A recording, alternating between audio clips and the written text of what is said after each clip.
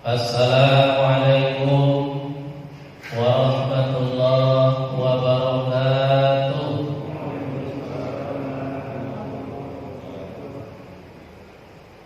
Hamdan wa syukranillah, wassalatan wassalaman ala rasulillah wa ala alihi wa sahbihi wa mawalah, wa la hawla wa la quwwata illa billah, amma ba'd. Qala Allah subhanahu wa ta'ala fi kitabihil karamah, a'udzu billahi minasy syaithanir rajim. Bismillahirrahmanirrahim. Innamal mu'minuna ikhwatun fa aslihu baina akhwaykum wattaqullaha la'allakum turhamun. Sesungguhnya orang-orang mukmin itu adalah bersaudara. Maka oleh karena itu, damaikanlah apabila ada di antara saudaramu yang bertikai, dan bertakwalah kamu kepada Allah, mudah-mudahan kamu dirahmati atau mendapat rahmat dari Allah.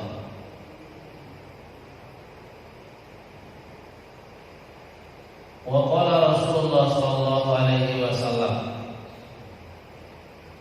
ar-rahimuna yarhamuhumur rahman, irhamu man fil ardi yarhamkum man fis sama. Bersabda Rasul sallallahu alaihi wasallam, orang-orang yang punya kasih dan sayang, maka Allah pasti akan mengasihi dan menyayangi. Kasih dan sayanglah kepada orang-orang yang ada di permukaan bumi, pasti Allah akan mengasihi orang tersebut bersama dengan para penduduk langit. Shadaqallahul azim wa shadaqa rasuluhu nabiyul karim, wa nahnu ala dzalika minas syahidin wasyakirin, walhamdulillahi rabbil alamin. Alhamdulillah, segala puji dan syukur mari sama-sama kita ucapkan kehadirat Allah Subhanahu wa taala atas segala limpahan rahmat, nikmat, hidayah, taufik dan inayah yang sampai dengan saat ini masih senantiasa diberikan, dianugerahkan Allah Subhanahu wa taala kepada kita. Mudah-mudahan dengan pujian serta rasa syukur yang senantiasa kita ucapkan dan kita amalkan ini, maka limpahan rahmat dan nikmat Allah pun akan senantiasa pula diberikan kepada kita dalam hidup dan kehidupan ini. Terutama sekali pada saat ini kita masih menghadapi ujian dan cobaan Allah berupa musibah, penyakit yang sampai sekarang makin mengkhawatirkan. Mudah-mudahan kita tetap sehat, tetap selamat, tetap afiat, karena kita meyakini bahwa segala sesuatu yang terjadi adalah merupakan ketentuan kehendak Allah. Baik buruknya tentu hanya Allah yang tahu. Kita manusia makhluknya menjalani takdir ini dengan satu keyakinan bahwa apa yang akan diberikan Allah kepada kita adalah yang terbaik untuk kita. Kalaupun hidup kita adalah hidup yang mulia, penuh dengan kemuliaan. Kalaupun kita wafat ataupun mati, ya mati kita tentu mati dalam kesyahidan atau mati dalam perjuangan di jalan Allah Subhanahu wa taala. Salawat dan salam juga mari sama-sama kita ucapkan, kita hadiahkan kepada kekasih Allah, kekasih kita semua, Rasulullah Muhammad sallallahu alaihi wasallam. Allahumma sholli wa sallim alaihi. Mudah-mudahan dengan selawat serta salam yang senantiasa kita ucapkan kepada beliau, insyaallah di yaumil akhir nanti termasuk kita dalam golongan umat beliau yang mendapatkan syafaatnya kelak. Amin. Amin ya rabbal alamin. Yang sama kita hormati pengurus Badan Penajiran Masjid Nurul Falah yang sangat kita cintai ini. Mudah-mudahan pengurus PKN senantiasa sehat walafiat, senantiasa amanah, istiqomah, dan juga istiadah dalam menjalankan tugas sebagai pengurus, sebagai pelayan jamaah di masjid yang kita cintai ini. Dan mudah-mudahan kegiatan-kegiatan apapun yang dilaksanakan dapat didukung dengan baik sehingga masjid ini bisa menjadi lebih makmur lagi daripada yang sebelumnya. Kita hindarkan sifat dan sikap hasad, ya, hasud, karena itu semua nanti akan merusak amal ibadah kita. Kemudian yang saya hormati, saya muliakan Bapak, Ibu, hadirin, hadirat, jamaah subuh yang dirahmati Allah Subhanahu wa taala. Semoga kita semua senantiasa selalu dalam keadaan sehat walafiat. Itulah doa-doa kita yang setiap hari kita mohonkan kepada Allah Subhanahu wa taala. Ternyata nilai kesehatan itu lebih berharga saat sekarang ini daripada harta benda dan kekayaan. Bukan duit harta itu yang paling berharga dalam diri kita. Sehat itu. Tapi kadang-kadang kita lupa dengan kesehatan. Sehingga ya Allah tegur, sebenarnya teguran Allah ini, supaya kita ingat bahwa sehat itu mahal. Bukan sakit itu mahal, sehat itu yang mahal sebenarnya. Kan karena mau sehat ya kita keluarin duit banyak-banyak. Bukan karena sakit kita keluarin duit banyak. Kita keluarin duit banyak-banyak itu karena mau sehat. Bukan karena sakit. Cuma orang salah terbalik. Sakit yang dibilangnya mahal. Sakit itu murah. Gak usah tidur aja semalaman sakit. Tapi untuk sehat itu kan susah, itu mahal. Makanya ketika dikasih kesehatan ingat, supaya Allah tetap kasih itu. Ketika kita banyak lupa dengan nikmat kesehatan ini, ya Allah ingatkan. Nah, oleh karena itu yang kita masih tetap sehat, mari kita jaga dengan baik. Mudah-mudahan kita selalu sehat walafiat. Bapak Ibu yang dirahmati Allah Subhanahu wa taala, pada kesempatan ini kita akan bicarakan bab tentang silaturahim. Bab silaturahim ini salah satu bab yang ada dalam kitab Adabul Mufrad, kitab tentang adab-adab seorang muslim yang baik, bersumber dari hadis-hadis yang sahih karangan dari Imam Bukhari. Kita tahu siapa Imam Bukhari, imam hadis yang paling utama dari semua imam hadis. Hadisnya bisa dikatakan 99% hadis sahih. Levelnya di bawah Quran, level nomor 1.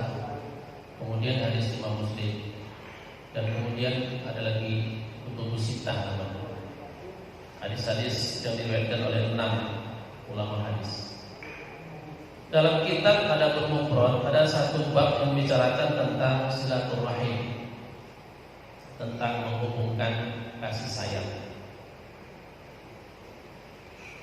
Dan dalam penjelasannya Imam Bukhari menyebutkan satu hadis yang artinya Allah Subhanahu wa taala menciptakan rahmat atau kasih sayang itu 100 bagian. Kemudian dari 100 bagian itu, satu bagiannya diturunkan di permukaan bumi. Dengan satu rahmat Allah itulah seekor kuda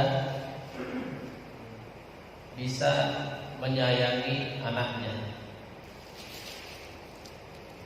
Seekor binatang kita katakan bisa menyayangi anak-anaknya, padahal binatang itu gak punya akal pikiran. Tapi dengan rahmat Allah itu seekor binatang bisa menyayangi anaknya. Sampai-sampai ada disebutkan dalam hadis itu, seekor kuda itu mengangkat kakinya takut menginjak anaknya. Apalagi kita sama manusia. Dengan satu rahmat Allah itulah kita saling sayang menyayangi dalam hidup dan kehidupan ini. Nanti di akhirat, yang satu rahmat Allah ini akan disatukan dengan yang 99. Itulah yang diberikan Allah kepada penduduk surga. Bagaimana bentuk kasih sayang nanti di akhirat itu di surga itu? Kalau dengan satu rahmat aja kita sudah begitu sayangnya ya. Sudah begitu kasih sayangnya kita kepada istri ya, kepada anak, kepada keluarga, sampai kadang-kadang membela mati-matian. Dengan satu rahmat Allah, sudah begitu kali sayang kita kepada keluarga, kepada saudara, kepada tetangga. Bagaimana kalau dapat 100 rahmat? Makanya kenikmatan surga itu nggak terbayang, nggak bisa terbayangkan, nggak bisa dilukiskan. Seperti orang sekarang ada membuat gambaran surga, yang gambaran neraka. Cuma gambaran 1% pun dari kenikmatan surga itu tidak tergambarkan. Maka oleh karena itu, marilah kita hargai nilai rahmat yang diturunkan Allah ini dengan wujud berkasih sayang. Itu makanya berkasih sayang dalam hidup ini diperintahkan oleh Allah, diperintahkan oleh Rasul, oleh agama kita. Memutuskan silaturahim dilarang, sangat dibenci, dimurkai, dilaknat. Yang disuruh menyambung silaturahim, yang dilarang adalah memutuskan silaturahim. Dalam satu hadis Rasul Shallallahu Alaihi Wasallam bersabda, Ya ayyuhan nas, absus salam, wa at'imut ta'am, wasilul arham, wasallu bil laili wan nasu niyam, tadkhulul jannata bisalam. Wahai manusia, sebarkanlah salam, kasihlah makan orang yang mau makan atau minta makan, sambunglah silaturahim, sholatlah malam ketika manusia diam atau tidur, maka kamu akan masuk surga dengan selamat. Rasul menyatakan dalam hadis ini ada 4 amal yang apabila kita lakukan itu akan membuat kita masuk surga dengan aman, dengan damai, dengan selamat. Salah satu di antaranya adalah wasilul arham, menghubungkan silaturahim. Jadi hadis ini menjadi perintah juga, karena kalimat dalam hadis itu kan semuanya bentuknya amar. Absus salam, sebarkan salam. Salam itu apa? Artinya keselamatan. Keselamatan pertama dalam bentuk ucapan. Makanya dalam Islam ada ucapan salam. Assalamualaikum warahmatullahi wabarakatuh. Keselamatan kedua dalam bentuk apa? Perbuatan. Rasul mengatakan dalam hadis, al-muslimu man salima li ghairihi min lisanihi wa yadihi. Orang yang betul-betul Islam itu adalah orang yang selamat orang lain dari mulut dan dari tangan. Artinya keselamatan yang kedua dalam bentuk perbuatan. Tebarkan keselamatan. Pertama kali tebarkan salam. Hanya setiap ketemu kita harus ucapkan salam. Tapi salam yang bernilai itu adalah Assalamualaikum. Selain daripada itu nggak ada nilainya dalam pandangan Allah kecuali hanya kebaikan sosial. Yang ada nilainya itu salam yang diajarkan oleh Rasul. Karena ada nama Allah di situ. Dan itu intinya adalah doa. Makanya jangan bangga dengan salam-salam umum, salam-salam yang ada ini. Justru kadang-kadang kita ada lagi dengan salam kita sendiri. Ketemu sama-sama muslim kadang-kadang kita malu mengucapkan salam Islam. Malah bangga dengan salam orang lain. Salam yang di luar Islam maksudnya. Bangga dengan salam sosial. Boleh pakai itu, boleh. Tapi utamakan dulu salam yang muslim, biar pahala dapat juga. Kemudian yang kedua tadi memberi makan. Amal kedua yang bisa masukkan kita dalam surga dengan selamat, memberi makan orang yang mau atau minta makan. Memberi makan ini maknanya ya membantu, bersedekah, infak, sedekah dan lain sebagainya. Dan memberi makan ini tidak hanya kepada orang yang lapar, meminta-minta. Kepada orang yang nggak lapar, nggak minta-minta pun bagus, mulia perbuatannya.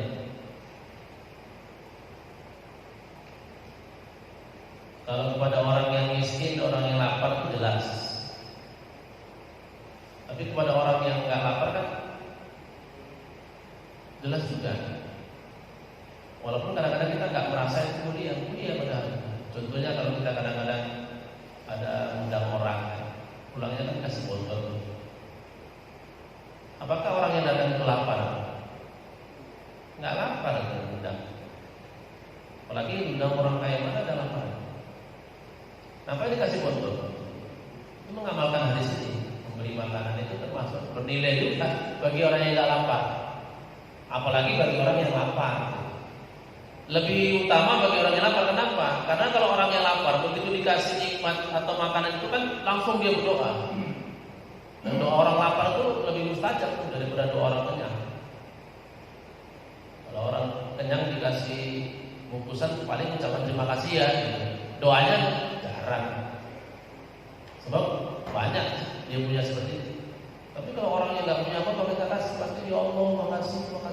Mudah-mudahan rezeki.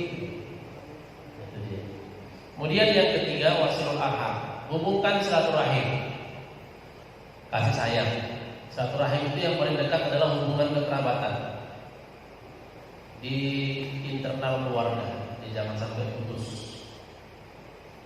Itu yang paling utama. Kemudian yang terakhir, tegakkanlah sholat malam ketika manusia diam. Maksudnya manusia tidur, tegakkan sholat malam. Ini 4 amalan yang bisa masuk kita dalam surga dengan selamat, dengan aman, dengan sentosa. Salah satu tadi silaturahim. Nah, oleh karena itu menghubungkan silaturahim, kasih sayang itu adalah perintah agama. Memutuskan silaturahim adalah larangan agama. Apa yang menjadi dalil memutuskan silaturahim larangan agama? Rasul menyatakan dalam hadis, la yadkhulul jannata qati'ur rahim. Tidak akan pernah masuk surga orang yang memutuskan silaturahim. Tidak akan masuk surga. Tidak akan pernah ya dalam terjemahannya itu masuk surga orang yang memutuskan silaturahim. Itu saking marahnya itu. Ya, marahnya Allah dan Rasul bagi orang yang memutuskan silaturahim. Yang dimaksud dengan menghubungkan silaturahim dan memutuskan silaturahim itu apa? Penjelasan Imam Bukhari berikutnya. Yang dimaksud dengan menghubungkan silaturahim itu, kata Imam Bukhari, bukan orang yang membalas kebaikan dengan kebaikan. Ada orang kasih sesuatu terus kita balas dengan sesuatu. Bukan itu yang dikatakan dengan menghubungkan silaturahim. Tapi yang dikatakan menghubungkan silaturahim itu adalah menyambung yang putus. Itulah dia, mana silaturahim yang sebenarnya, nyambung yang putus.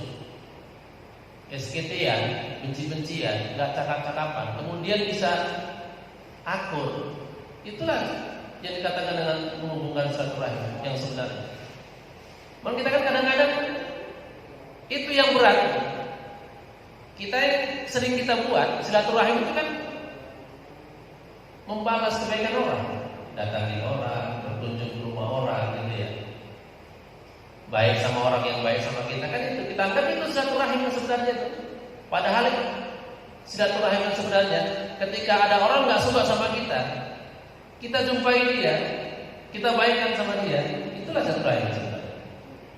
Tidak membuat permusuhan, tidak ada balas dendam, selalu maafkan orang, itulah silaturahim. Jadi kalau kita baik sama orang baik, kita balas kebaikan orang dengan kebaikan, itu masih kecil. Yang besar itu ketika ada orang musuhin kita, tapi kita tetap baik, damai sama kita.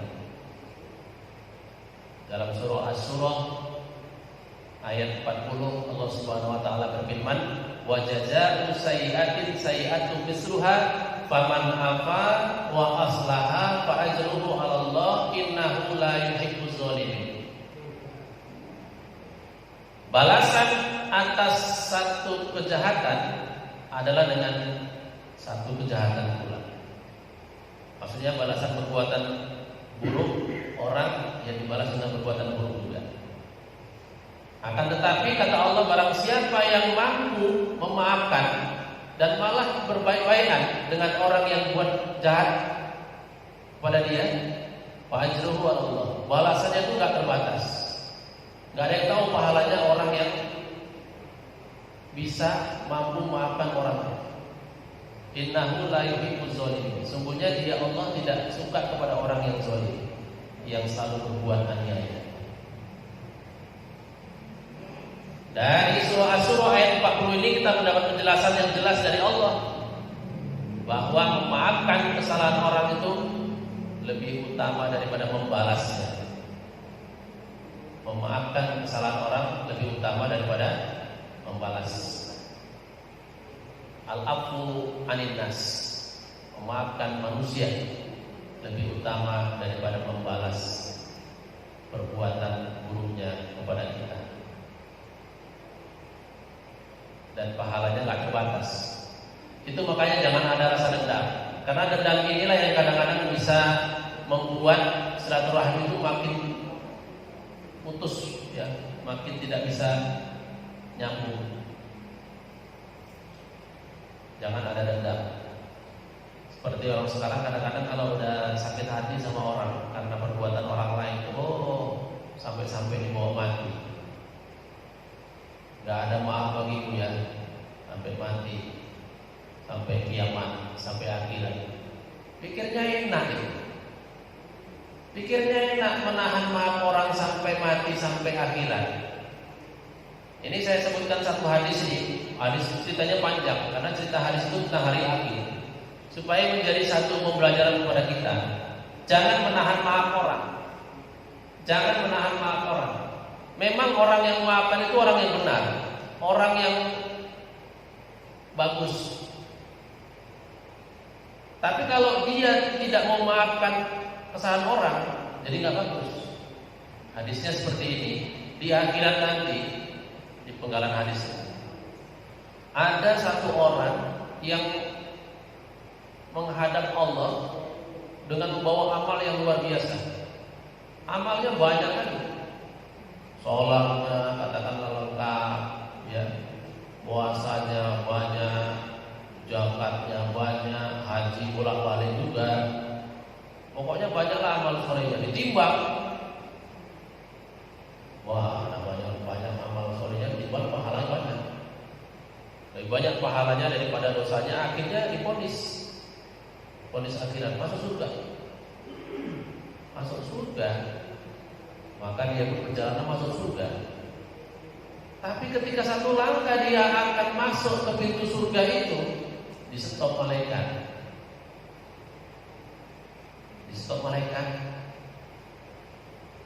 Pulang berhenti di situ. Kenapa saya harus berhenti di situ? Tunggu sampai ada nanti orang menjumpai. Tunggu sampai nanti ada orang menjumpai. Tunggu aja di situ, kata malaikat. Berapa lama? Ya nggak tahu. Sampai ada orang menjumpai. Dan bayangkan Bapak Ibu, berapa lama yang dialami orang tersebut? 1000 tahun. 1000 tahun dia berdiri di depan pintu surga, nunggu orang jumpai dia. Bayangkan, setelah 1000 tahun baru datang orang. Orang itu jumpa dia, kemudian menyebutkan nama, dan dia teringat, oh si fulan rupanya dulu yang punya salah. Kamu ngapain kemarin? Saya kemarin mau minta maaf. Bisa nggak maafkan saya? Udah, saya maafkan. Ya, karena sudah dimaafkan, kata malaikat, silakan masuk surga lagi. Tapi nunggu 1000 tahun. Apa kesimpulannya Bapak Ibu dari cerita hadis ini? Orang yang tidak mau memaafkan orang lain, walaupun dia divonis masuk surga, akan tertunda masuknya. Menunggu orang yang minta maaf jumpa sama dia, karena nanti di sana di akhirat itu memaafkan itu, utang piutang itu akan diselesaikan. Sebenarnya orang yang memaafkan tadi tidak salah dia, karena dia orang benar. Tapi karena tidak memaafkan dia, tidak melapangkan kesalahan orang, dia harus menunggu orang yang salah tadi cari dia. Dia harus menunggu orang yang salah tadi. Jadi menunggunya itu, bayangkan menunggu di akhirat 1000 tahun. Hitungan hari akhirat aja dengan hari di dunia ini sudah berbeda ribuan tahun sudah. Kan lama itu. Nah, oleh karena itu kalau mau aman, mau cepat, janganlah kita menahan dendamnya, menahan maaf kita kepada orang lain. Datang orang yang bersalah kepada kita minta maaf, maafkan.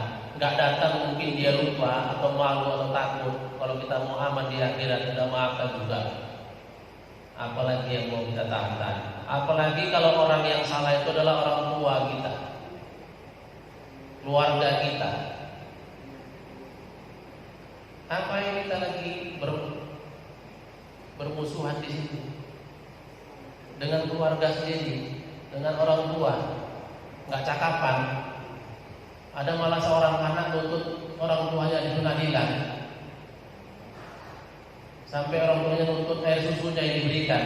Waduh, gimana itu? Durhakanya luar biasa. Bukan lagi memutuskan silaturahim, durhaka. Dan begitu juga banyak lagi cerita. Ada saudara membunuh saudaranya, warisan berdarah. Padahal nggak terima pun dia warisan, nggak mati dia. Tapi kenapa? Gara-gara warisan yang ada harus bunuh-bunuhan. Warisan itu kan sebenarnya kalau kita katakan rezeki nomplok. Rezeki yang diperoleh bukan dari usaha kita. Orang peninggalan orang tua kok. Terhadap usaha kita sendiri aja kalau diminta saudara kita harus ikhlas kasih. Kita punya usaha sendiri, kita punya uang banyak dari usaha kita. Terus datang saudara kita minta, kita harus ikhlas kasihnya kan. Namanya saudara. Ini uang dari orang tua, harta dari orang tua, rebutan bunuh-bunuhan ngapain? Dendam-dendaman. Waduh, jangan sampai putus silaturahim di keluarga. Apalagi sekarang sedang ini musim-musiman pemilihan kepala daerah. Nanti suami pilihannya beda, istri pilihannya beda, anak pilihannya beda, gak cakapan, musuhan. Udah gak betul. Yang datang belakangan itu jangan jadi nomor 1. Nomor 1 itu yang datang duluan. Kalau di keluarga itu yang datang duluan bagi seorang suami kan istri, kemudian bagi seorang bapak kan anak, Pilihan-pilihan itu, perbedaan pendapat itu kan datang belakangan. Kenapa? Gara-gara itu rusak keluarga. Begitu juga di masyarakat kita seperti ini. Jadi silaturahim dijaga dengan baik. Kenapa? Karena disebutkan dalam hadis, dosa yang akan cepat dibalasi sedangkan Allah hukumannya di dunia, itu salah satu adalah dosa memutuskan silaturahim dan berbuat zalim kepada orang. Dosa yang akan disegerakan Allah azabnya, hukumannya di dunia, salah satu perbuatannya adalah memutuskan silaturahim dan menzalimi orang, melampaui batas. Jadi kita jangan merasa bangga kita kalau kita sudah mau memberi pelajaran orang dengan tidak memaafkan orang, jangan. Yang kita khawatirkan nanti orang yang kita buat seperti itu, dia merasa terzalimi, dia berdoa. Doa orang yang zalim itu cepat makbul. Doa orang yang zalim itu lebih cepat makbul. Apalagi yang zalim itu adalah memang betul-betul hamba Allah, dia seorang muslim, seorang mukmin. Sedangkan doa orang zalim yang bukan ngaku sebagai hamba Allah, orang di luar muslim misalnya, orang kafir itu makbul. Apalagi kita. Nah ini doa yang biasanya makbul, masa doa kita pengikut Allah enggak makbul, kan aneh. Makanya berhati-hati. Bapak Ibu yang dirahmati Allah Subhanahu wa taala. Karena itu mari kita jaga dengan baik silaturahim ini. Pertama dalam kehidupan keluarga. Jangan sampai ada suami istri gak cakap-cakapan. Jangan sampai. Kalau masalah itu ya selalu ada ya. Masalah itu selalu ada, tapi yang paling bagus bagaimana kita bisa mengatasi, menyelesaikan masalah ini. Ya caranya yang besar dikecilkan, yang kecil dihilangkan. Jangan makin besar. Rasulullah sudah banyak mengajarkan cara mengatasi masalah. Lihat kebaikan, jangan lihat keburukan. Kita marah-marahan sama pasangan kita, bapak marah sama ibu, ibu marahan sama bapak. Ketika itu jangan dilihat keburukannya yang terjadi, lihat kebaikan. Oh selama ini sudah baik. Kenapa mesti? Ini kan diikutkan emosinya. Ada satu keluarga, ada seorang istri marahan sama suami gara-gara satu hari gak dikasih biaya belanja. Padahal selama ini bertahun-tahun dikasih biaya belanja, tapi satu hari gak dikasih. Dia mengatakan yang suaminya selingkuh pula, yang zalim. Ini yang nggak tahu nih. Kebaikannya lebih besar daripada keburukannya. Sekali aja dia mungkin pada saat itu memang nggak ada sama sekali. Tapi yang terjadi seperti itu.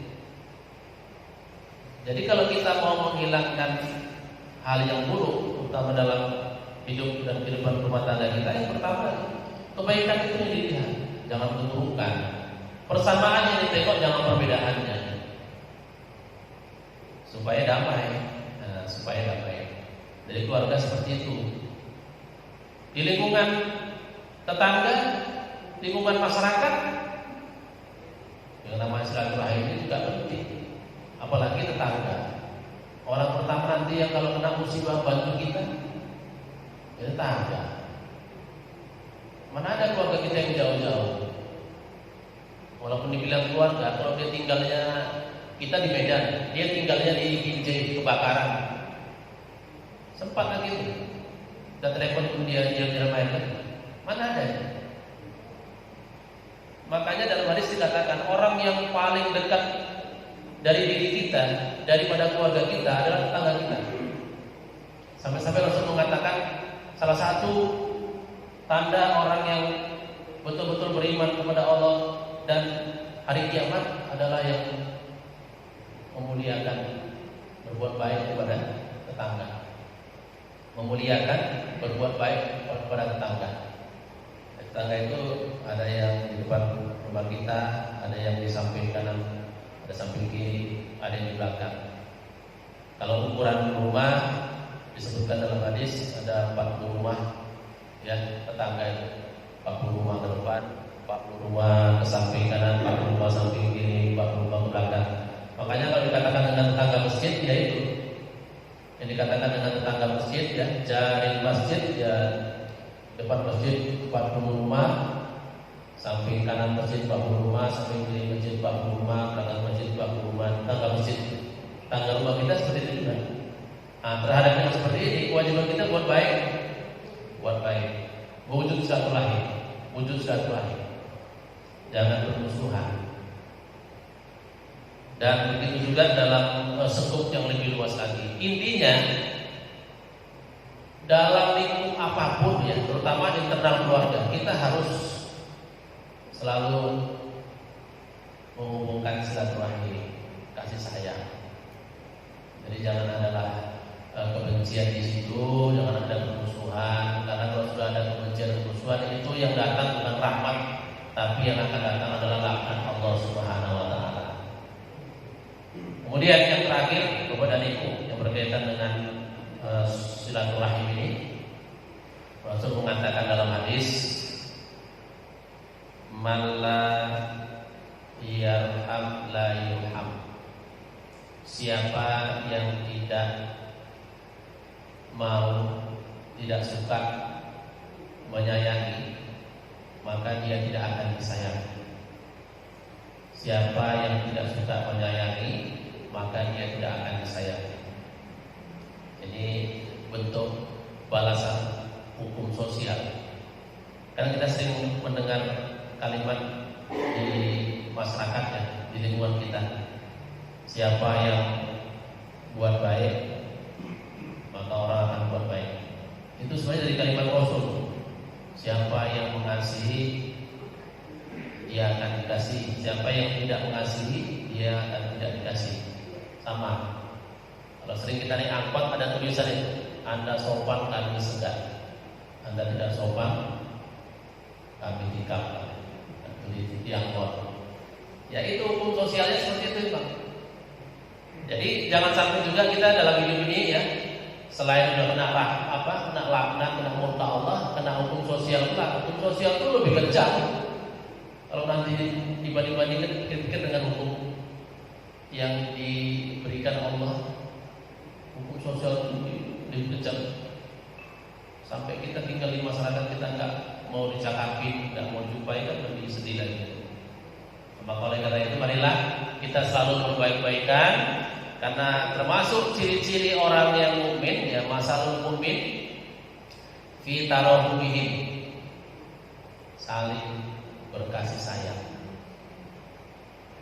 Termasuk salah satu ciri orang yang mukmin itu adalah saling berkasih sayang. Apa saja bentuk dari wujud kasih sayang ini? Yang pertama, Rasul sebutkan dalam hadis, udul marid, apabila sakit kunjungilah orang yang sakit.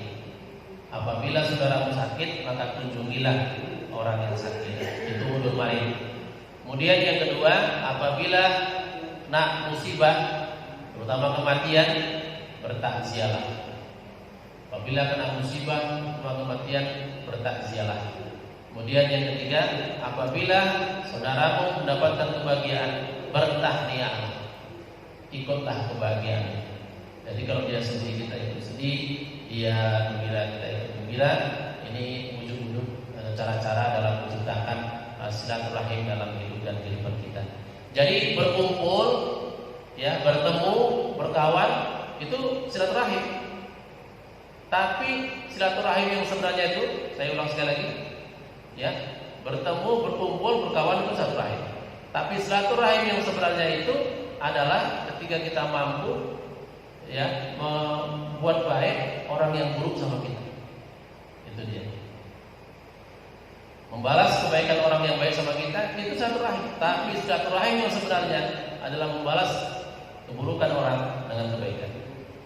Jadi ini yang diharapkan oleh agama kita, supaya tidak sedikit-sedikit ada clash, sedikit-sedikit ada permusuhan. Selalulah melihat kebaikan orang, jangan lihat keburukannya saja. Tidak ada orang yang baik 100%. Sebaik-baik orang tetap ada keburukannya. Tidak ada pula orang yang buruk 100%. Seburuk-buruk orang tetap ada kebaikan. Jadi kita berkhususun itu lebih utama dalam menjalani hidup dan kehidupan ini. Bapak Ibu, karena hari juga sudah makin larut, ya, jalan pulang sudah nampak, dan kita barangkali banyak tugas dan kewajiban yang mau kita selesaikan pada hari ini.